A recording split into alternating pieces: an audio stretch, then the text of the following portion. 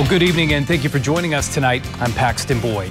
In our top story tonight at 11, Kentucky Governor Andy Beshear and other Democratic state governors meeting with President Biden tonight. The meeting comes as Biden's ability to run for a second term has been called into question after his performance in last week's debate. Some leaders even calling for the president to step aside.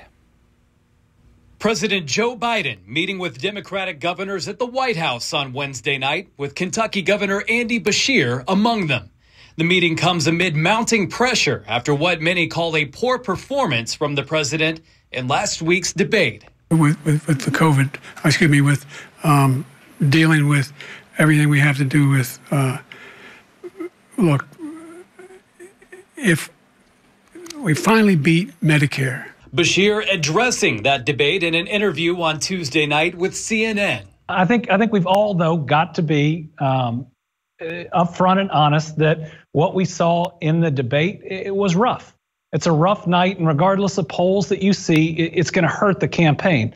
Beshear went on to say he wants to check on the president, like many other governors. I don't think that there's anything wrong with asking the president to talk to the American people a little bit more about his health or that debate performance. In many ways, in our terms, it's like seeing somebody that you haven't seen in a while and they seem a little off.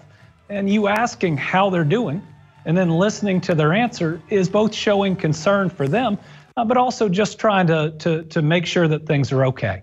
Beshear also addressing rumors that he could be on the short list to potentially replace President Biden if he were to step aside. You know, my name coming up, it's flattering as a person to hear, but I think it's more about the good things going on in Kentucky. We've lowered the temperature. We have Democrats and Republicans working together. We have record job growth, record exports, record tourism. Meanwhile, Texas Congressman Lloyd Doggett becoming the first Democratic lawmaker to publicly call on Biden to step aside after last week's debate debacle. As the White House continues damage control, former President Donald Trump is counting a win in the New York courts. Sentencing in his hush money conviction has been postponed following Monday's Supreme Court ruling on presidential immunity.